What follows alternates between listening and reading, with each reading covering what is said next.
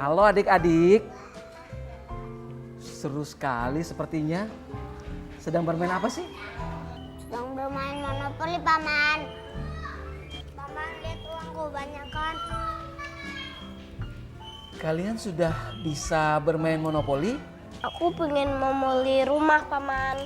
Waduh, sebesar kalian sudah bermain monopoli.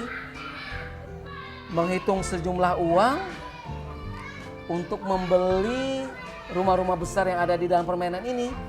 Apakah permainan seperti ini cocok untuk anak-anak seusia mereka? Mungkin Ibu Enji tahu jawabannya.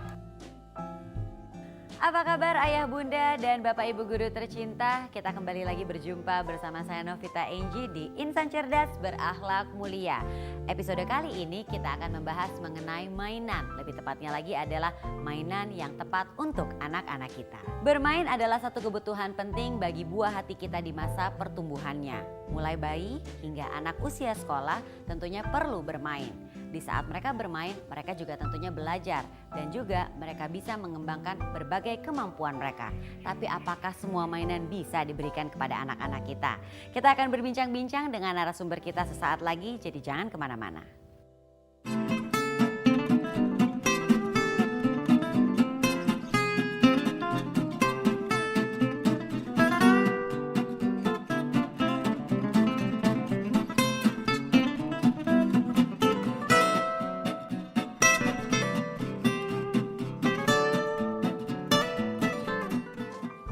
Pemirsa, mari kita mulai perbincangan kita mengenai memilih mainan yang tepat untuk anak. Narasumber kita sudah bergabung bersama kita. Beliau adalah Dr. Anda AM Siti Fatima SH. Apa kabar Ibu Fat? Alhamdulillah Mbak Enji, baik. Sehat ya Ibu Fat ya. Nah Ibu, kita tentunya akan membahas seputar mainan. Ada banyak pertanyaan mengenai mainan. Tapi mungkin pertama-tama kita harus tahu dulu nih, fungsi mainan bagi anak-anak tuh apa Ibu? Oh ya, kita mengacu menurut Piaget ya. Jadi anak belajar itu dari interaksi dengan orang dewasa, teman, alat, maupun bahan-bahan yang dipakai untuk main anak. Jadi mainan itu merupakan sarana belajar untuk anak dalam banyak hal. Baik itu bahasa, kognitif, motorik halus, motorik kasar, serta moral religinya. Ya, jadi banyak yang bisa didapat dari anak-anak Betul, bermain seluruh ini ya. aspek kepribadian anak. Nah, mainan yang baik untuk anak itu yang seperti apa tuh Ibu Fat? Kalau kita bicara mainan yang baik untuk anak, sebaiknya yang pertama mainan itu aman, tidak membahayakan bagi anak. Itu yang harus dilihat pertama-tama ya. Betul, jadi itu sebaiknya kita memilihkan mainan yang tidak membahayakan anak. Kalau pewarna itu non-toksik. Ya. Ya. Yang kedua, sesuai dengan tahapan perkembangan anak. Dan yang ketiga, sebaiknya mainan yang bisa dimanipulatif. Contohnya, kita bisa mengajak anak-anak bermain dengan menyediakan pasir basah atau tanah. Ya, sebongkah tanah itu bisa bagi anak, bisa menjadi gunung, bisa menjadi kue, bisa menjadi alat-alat yang lain, rumah-rumahan, banyak hal yang bisa dipakai oleh anak. Nah Ibu, bisa dikatakan ada mainan yang baik tapi tidak tepat seperti monopoli. Nah itu gimana Bu? Iya, nah ini sebaiknya kita harus tahu bahwa anak untuk usia 3-4 tahun itu sebaiknya tidak perlu dulu mainan-mainan yang seperti itu. Karena anak belum bisa juga menghitung yang terlalu banyak. Betul. Ya, sebaiknya mainan-mainan yang digunakan itu justru mainan-mainan yang bisa dimanipulatif. Seperti logo, seperti Play-Doh, seperti alat-alat mainan yang bisa digunakan untuk berimajinasi bagi anak. Dan anak lebih tertarik kalau dia juga dilibatkan untuk membuatannya, gitu ya. Itu sangat menarik bagi anak, ya karena dia bisa ternyata melakukan sesuatu dan menghasilkan sesuatu. Oke, Gitu. Ibu, kita kan sering melihat banyaknya mainan-mainan untuk bayi ya Ibu. Memang bayi itu juga perlu bermain ya Bu? Oh ya, sejak anak itu lahir ya sampai dia ini sampai mencapai kebutuhan yang dia bisa mandiri, malah justru banyak pakar yang mengatakan usia masih dalam kandungan, anak itu perlu diajak interaksi. Oke. Karena mulai usia 5 bulan dalam kandungan, dia sudah mulai mendengar. Jadi usia bayi itu anak sudah mulai bisa diajak bermain. Mainan yang tepat untuk bayi Iya. justru yang ada pada dirinya sendiri. Gitu ya. Anak bisa dirangsang untuk melihat, untuk mendengar. Jadi rangsangan-rangsangan dari orang dewasa di sekitarnya, terutama ibunya, Iya. itu sangat diperlukan. Oke.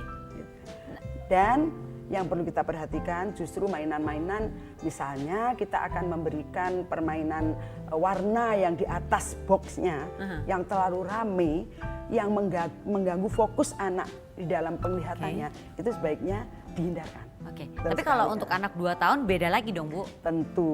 Nah Ya. seperti apa Bu? Nah, untuk usia 2 tahun itu boleh dikatakan itu usia penjelajah, peneliti, Ingin tahu segalanya ingin tahu ya. banyak hal. Iya. Kita harus mulai hati-hati terhadap usia tersebut, artinya kita tidak bisa misalnya menaruh seperti ini ya, benda-benda yang diletakkan di atas meja ya. Dia ingin tahu, Karena pasti diambil. dia ambil. Ya, kalau kita dia menumpahkan ya, Iya. akibatnya bagaimana? Dia mengisi lagi itu memang dia usia itu penjelajah gitu loh. Ibu Fat, nanti kita lanjutin lagi ya. Kita istirahat sejenak dulu ya Ibu ya. Baik pemirsa, jangan kemana-mana dulu. Nanti akan kita lanjutkan lagi perbincangan kita mengenai memilih mainan yang tepat untuk anak setelah pesan-pesan berikut ini.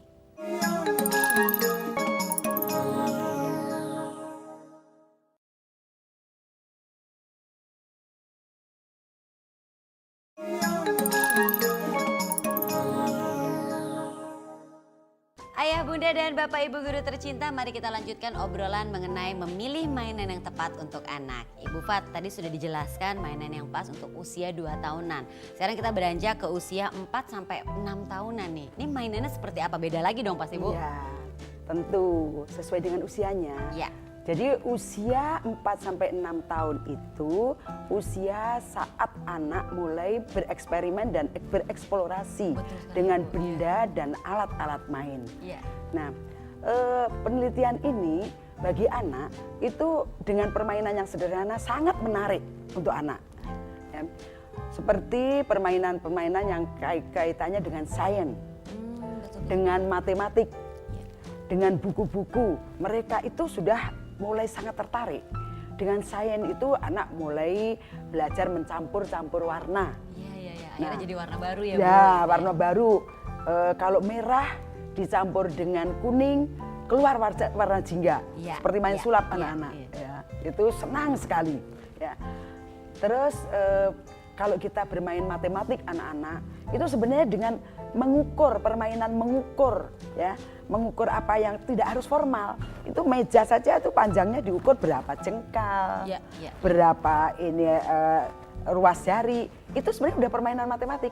Berarti kalau anak-anak itu usia 4-6 tahun itu sudah secara motorik halus sudah siap Benar. untuk belajar menulis, menggunting, ya, dengan diberi kertas-kertas yang berpola, dia udah siap banget. Iya, Bu. Itu sebenarnya untuk persiapan menulis bagi anak, Iya. persiapan membaca untuk anak. Itu ke depannya nanti ya Iya. Bu ya. Nah Ibu, jenis permainan itu harus disesuaikan dengan jenis kelamin anak nggak sih? Oh tidak. Jadi permainan itu tidak ada aturan yang baku harus ini permainan laki-laki, permainan Iya. perempuan. Kan terus Kita boneka tuh untuk sediakan. perempuan, Ya enggak, mobil-mobilan tidak. untuk laki-laki. Gitu. Tidak ya. Jadi permainan itu kita sediakan, nanti anak-anak sendiri yang akan memilih mana mainan yang betul-betul sesuai, yang diminati oleh dirinya. Permainan tradisional kan kita tahu juga banyak sekali di Indonesia ya. Tapi apakah masih cocok untuk anak-anak zaman sekarang nih Bu Oh istilahnya? jelas, mainan tradisional itu banyak yang menarik, yang bisa dipakai untuk anak. Karena di sini anak-anak bisa dengan menggunakan alat-alat mainan yang ada di lingkungan anak, bisa untuk mengembangkan potensi dirinya, untuk bisa latihan untuk meraba, merasa, melihat, mendengar, semuanya itu menarik untuk anak. Yang penting sesuai dengan perkembangan usianya. Jadi tidak harus selalu yang mahal. Gitu ya, itu yang apa mainan yang kira-kira bisa kita lakukan untuk mengembangkan bahasanya, motoriknya, kognitifnya, itu semua bisa dipakai. Meskipun itu kelihatannya sifatnya tradisional. Ya, jadi memang selain sesuai dengan usia perkembangan anak, mainan itu juga bisa mengembangkan untuk kemampuan sains, untuk matematika, bahasa, dan juga mendorong kreativitas. Betul ya, sekali. Seperti tadi disampaikan. Ya, sekarang pemerintah kan mengembangkan pengembangan karakter holistik integratif di setiap kesempatan. Ya. Jadi kita tidak memilah-milah untuk perkembangan bahasanya tok atau motoriknya tok, itu semua integratif. Ini seru sekali tentunya perbincangan kita mengenai memilih mainan yang tepat untuk anak ya. Mungkin Anda sendiri pemirsa masih bingung mainan apa ya yang tepat untuk anak saya. Saya ingin mengajak Anda untuk menyaksikan sebuah tayangan mengenai memilih mainan yang tepat untuk anak. Anak balita tanpa permainan tidak akan mungkin, karena dunia anak adalah dunia bermain. Bermain selain mengasihkan juga memiliki banyak manfaat. Kita dapat menemukan mainan di berbagai toko dan pusat perbelanjaan, tapi belum tentu semua mainan baik dan cocok untuk buah hati kita. Dan belum tentu juga mainan yang harganya lebih mahal, lebih baik, dan bermanfaat daripada mainan yang murah harganya. Beberapa kriteria mainan dan permainan yang baik untuk anak diantaranya adalah: pilihlah mainan yang menggunakan bahan yang aman, tidak beracun ataupun berukuran terlalu kecil sehingga dapat tertelan.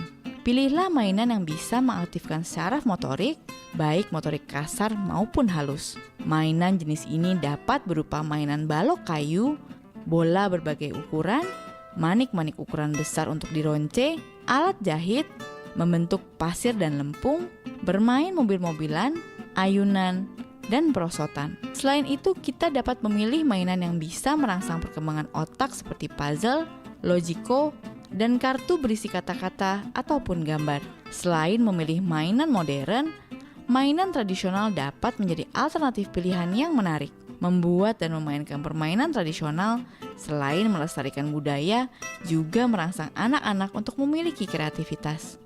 Dengan permainan tradisional, selain membangun kreativitas anak, sikap sosial seperti kerjasama, sportivitas, saling percaya, dan tolong-menolong dapat dikembangkan. Pemirsa, kita jadi tahu ya mainan yang tepat untuk anak itu yang seperti apa dari tayangan tadi. Lanjut lagi ya obrolan bersama dengan Ibu Fat. Ibu Fat, anak itu kan juga harus diajarkan tanggung jawab ya Ibu. Nah, berkaitan dengan mengajarkan tanggung jawab pada anak-anak itu seperti apa ya Ibu? Oh iya, benar sekali. Mulai sejak usia dini, anak itu harus dididik semua mainan yang dipakai. Itu pertama ditanamkan rasa memiliki. Ya. Terus dia dididik kalau dia sudah mulai mengambil mainan harus mengembalikan pada tempatnya. Ya. Itu menata sesuai dengan yang tadi sebelum diambil. Jadi kita kenalkan, kita kenalkan posisinya bagaimana, kelompoknya bagaimana. Dia mengambil dengan mengamati bagaimana sebelum dia ambil itu posisinya bagaimana, dia kembalikan lagi dengan penuh rasa tanggung jawab. Dalam hal ini kita melatih anak untuk memupuk dan mengembangkan rasa memiliki kepemilikannya itu. Apa yang dimilikinya itu harus dirawat, baik itu di rumah maupun di sekolah. Ya, baik. Ini penjelasannya luar biasa sekali ya Ibu Fat. Kita lanjutin lagi, sekarang kita istirahat lagi nih Bu Fat ya. Nanti kita akan kembali lagi pemirsa, tetaplah bersama kami di Insan Cerdas Berakhlak Mulia.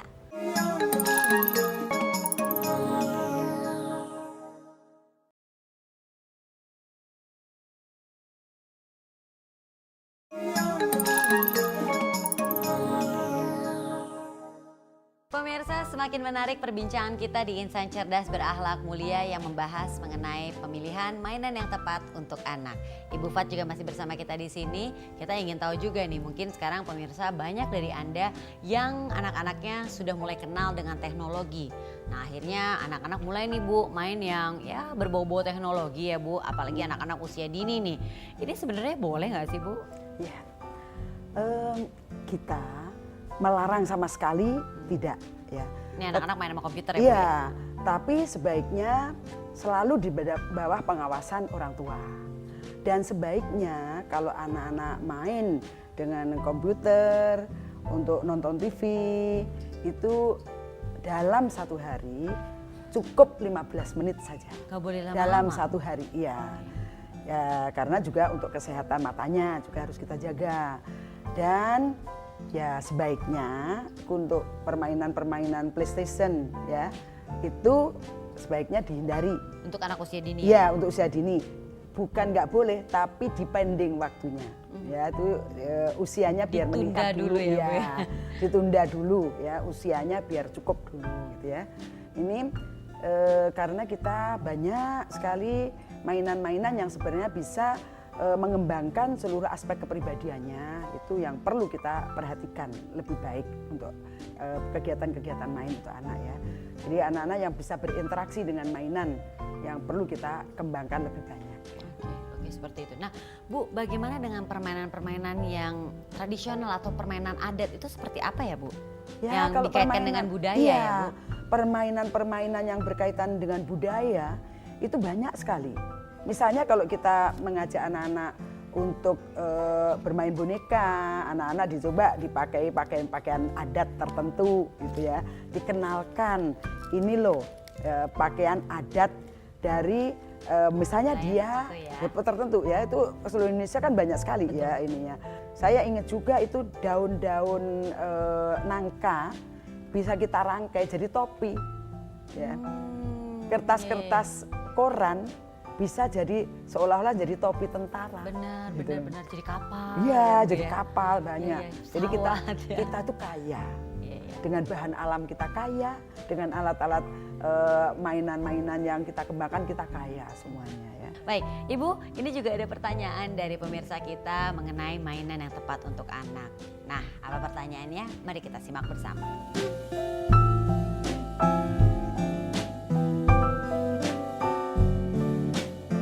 Terima kasih pemirsa atas pertanyaannya. Tadi sih sebenarnya sudah sedikit dibahas tadi sama Ibu Fat ya. Kita bisa menggunakan yang ada di sekitar kita untuk dijadikan mainan. Tapi mungkin bisa diulas lebih dalam lagi nih Bu. Iya.